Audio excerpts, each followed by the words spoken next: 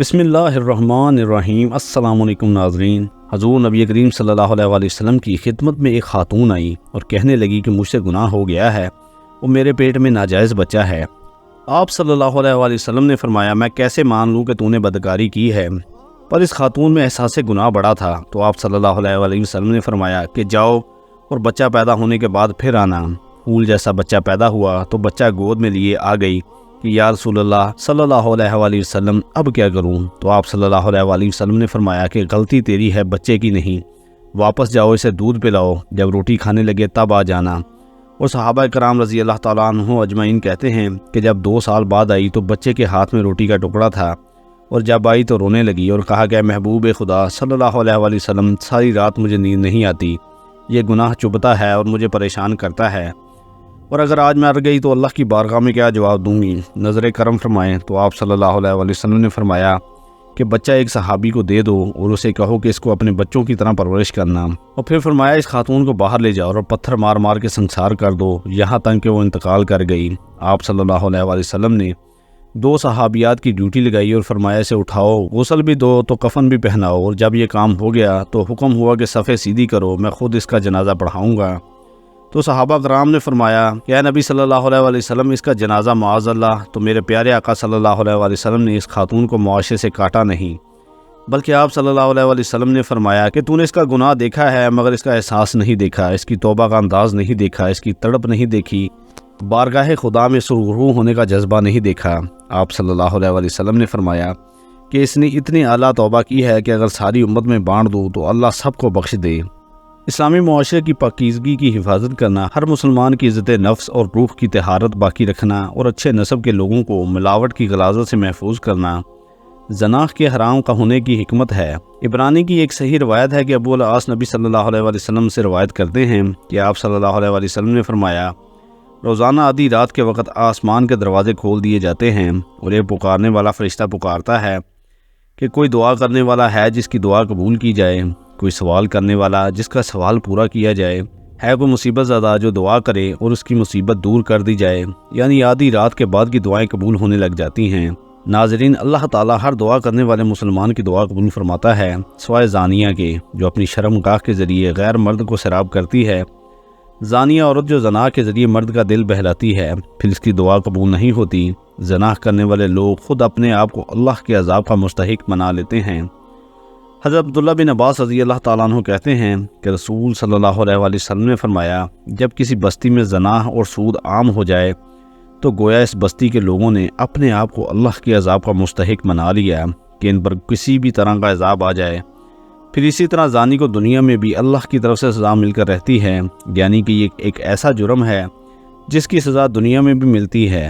حضرت انس رضی اللہ تعالیٰ عنہ کہتے ہیں کہ رسول صلی اللہ علیہ وسلم نے فرمایا، 2 گناہ ایسے ہیں جن کی سزا میں جلدی کی جاتی ہے اور دنیا میں ہی دے دی جاتی ہے۔ نمبر 1 زنا، دوسرا والدین کی نافرمانی کرنے والا، ماں باپ کی بات نہ ماننا، اور اب یہ کہ جو شخص ایسی بیماریوں میں مبتلا ہو، یعنی زنا جیسی بیماری میں مبتلا ہو جاتا ہے، تو پھر اس کا ایمان کیسے رخصت ہوتا ہے کہ اس کے گناہ کو چھپانے کے لیے جھوٹ پر جھوٹ بولتا چلا جاتا ہے، ایک نہیں کئی جھوٹ بولتا ہے، اور جب کوئی انسان جھوٹ بولتا ہے تو اس کے منہ کی بدبو سے فرشتہ اس سے کئی میل دور چلا جاتا ہے۔ اس انسان سے اللہ تعالیٰ کی حفاظت ہٹ جاتی ہے اور وہ شخص ذلیل ہو کر رہتا ہے۔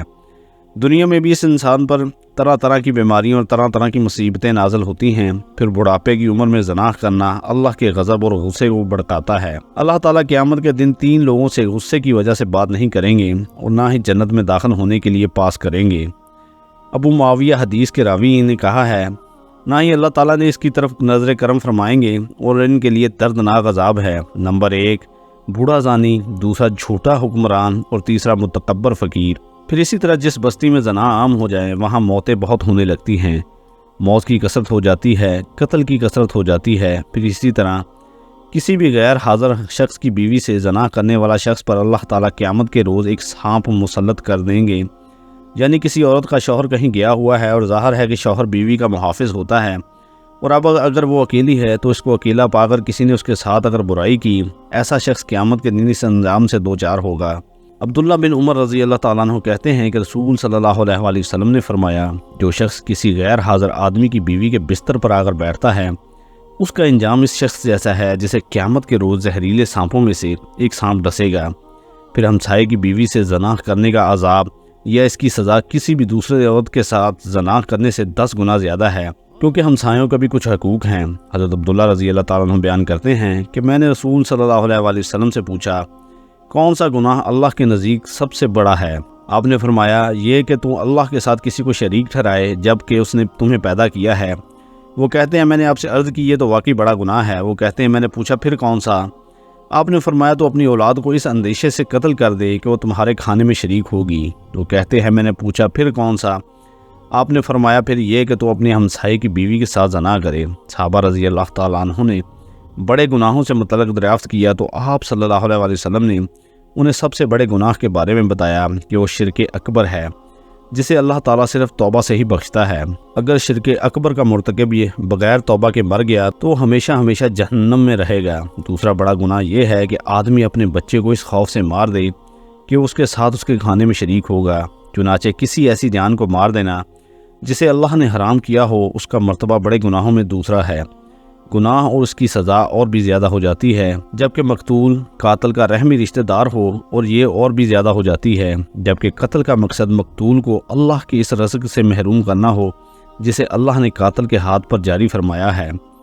پھر یہ کہ آدمی اپنے ہمسائے کی بیوی سے زنا کرے، کبیرہ گناہوں میں تیسرا درجہ زنا کا ہے۔ اس کا گناہ اور بھی زیادہ بڑھ جاتا ہے جبکہ جس عورت سے زنا کیا جائے وہ ہمسائے کی بیوی ہو، جس کے ساتھ شریعت نے حسن سلوک، نیکی اور اچھی صحبت کی نصیحت کی ہے۔ حضرت مقداد کہتے ہیں کہ رسول صلی اللہ علیہ وآلہ وسلم نے اپنے صحابہ سے دریافت فرمایا، زنا کے بارے میں تمہارا کیا خیال ہے؟ صحابہ نے عرض کی، زنا کو اللہ اور اس کے رسول نے حرام قرار دیا ہے، لہٰذا وہ قیامت تک حرام ہے۔ پھر آپ صلی اللہ علیہ وآلہ وسلم نے صحابہ کرام سے فرمایا، ایک آدمی اگر 10 عورتوں سے زنا کرے تو یہ گناہ اس سے کم ہے کہ آدمی ہمسائے کی بیوی سے زنا کرے۔ ہمسائے کی بیوی سے زنا ایک تو حق ہمسائیگی پامال ہوتا ہے، اس کے علاوہ کیا وجہ ہے کہ اس کو زیادہ برا کہا گیا ہے؟ اعتماد کا رشتہ ہوتا ہے، ساتھ ساتھ گھر ہوتے ہیں تو سارے راز معلوم ہوتے ہیں کہ کس دن کون اکیلا ہے، کون گھر میں ہے یا نہیں ہے۔ پھر اسی طرح تانگ جھانگ کے موقع بھی ہوتے ہیں اور کئی طرح کی خرابیاں اس میں آ جاتی ہیں۔ کسی بھی وقت دماغ سکون میں نہیں رہتا، انسان ایک خوف کا شکار رہتا ہے۔ ناظرین، کیا آپ کو پتہ ہے کہ آخرت میں ایسے شخص کا انجام کیا ہے؟ کسی کو معلوم ہے جو دنیا میں زنا کرتا ہے قیامت میں دن اس کا انجام کیا ہے؟ نبی صلی اللہ علیہ وآلہ وسلم کی حدیث روایت کرتے ہیں کہ آپ صلی اللہ علیہ وآلہ وسلم نے فرمایا کہ معراج کے موقع پر آپ نے جبرائیل سے پوچھا کہ جو مناظر آپ نے مجھے دکھائے ہیں ان میں سب سے پہلے جس شخص پر آپ کا گزر ہوا اس کے جبڑے، نتنے اور آنکھیں گدی تک لوہے کے آلے سے چیری جا رہی تھیں، تو وہ یہ کون تھا؟ تو بتایا گیا کہ یہ وہ شخص تھا جو صبح کے وقت گھر سے نکلتا، جھوٹی خبریں گھڑتا، جو آنن فانن ساری دنیا میں پھیل جاتی۔ اب تو میڈیا کے ذریعے ایک جھوٹ پوری دنیا میں کروڑوں مرتبہ پھیل جاتا ہے، اور ننگے مرد اور عورتیں جو آپ نے تندور میں جلتی ہوئی دیکھی تھیں وہ زانی مرد اور عورتیں تھیں، یعنی دنیا میں زنا کرنے والے مرد اور عورتیں اس تندور کے اندر آگ میں جل رہے تھے۔ اور تیسرا شخص جو خون کی ندی میں غوطے کھا رہا تھا، ہم نے دیکھا جس کے منہ میں بار بار پتھر ڈالے جا رہے تھے کہ وہ شخص جو دنیا میں سود کھاتا تھا۔ اب دیکھیے کہ ایک ایسی بیماری ہے، ایک ایسی خرابی ہے جس کو افسوس کے ساتھ کہنا پڑتا ہے کہ اس مسلمان معاشرے میں آزادی کے نام پر خرابی بھی نہیں سمجھا جاتا۔ ایک وقت تھا جب اسے بہت بڑی برائی سمجھا جاتا تھا، اور کوئی شخص اگر ایسی برائی کے قریب سے بھٹکتا تو اسے ذلت کی نگاہ سے دیکھا جاتا تھا، اسے ذلت اور رسوائی کا سامنا کرنا پڑتا تھا۔ لیکن اب آپ دیکھتے ہیں کہ عموماً لوگ اس کو برا نہیں سمجھتے، یہ اب معمولی سمجھتے ہیں اور کہتے ہیں کہ اچھا کر لیا، غلط کام توبہ کر لیں گے، معافی مانگ لیں گے، لیکن کبھی یہ نہیں سوچا کہ توبہ کرنے کی مہلت ہی نہ ملی تو کیا کریں گے۔ اللہ پاک ہمیں دین کی سمجھ نصیب فرمائے اور ہمیں نیکوکاروں میں شامل کرے، آمین۔